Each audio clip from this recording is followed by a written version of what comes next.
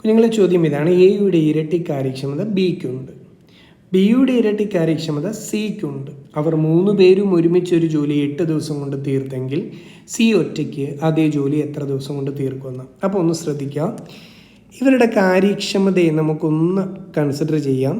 എയുടെ കാര്യക്ഷമതയുടെ ഇരട്ടി ബിക്കുണ്ട്. എയുടെ കാര്യക്ഷമത 1 ബിയുടെ കാര്യക്ഷമത അതിൻ്റെ ഇരട്ടി 2. ഇനി എന്താ?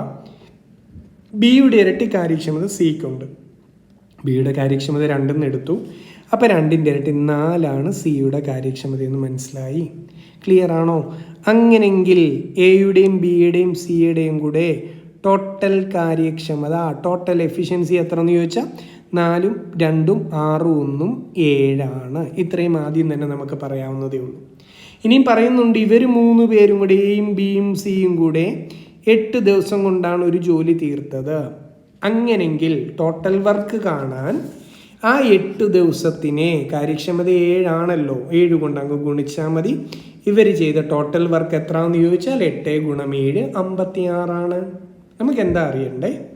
ഈ ടോട്ടൽ ജോലി, ഈ വർക്ക് സി എന്നയാൾ, അതൊരു വേറെ കേസായി പറയുക, സി എന്നയാൾ എത്ര ദിവസം കൊണ്ട് ചെയ്ത് തീർക്കുമെന്ന് അറിയണ്ടേ.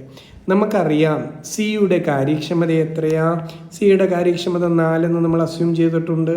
എത്ര ജോലി തീരാനുണ്ട്? 56 ജോലി തീരാനുണ്ട്. അപ്പോൾ സി എന്ന് പറയുന്ന ആൾക്ക് എത്ര ദിവസം എടുക്കുമെന്ന് ചോദിച്ചാൽ 56 ജോലി 4 കാര്യക്ഷമതയുള്ള ആൾക്ക് എത്ര ദിവസം കൊണ്ട് തീർക്കാൻ പറ്റുമെന്ന് ചോദിച്ചാൽ 56/4 14 ദിവസം വേണ്ടി വരും സിക്ക് ആ ജോലി തീർക്കാൻ, ഒറ്റയ്ക്ക് തീർക്കാൻ. ക്ലിയർ അല്ലേ?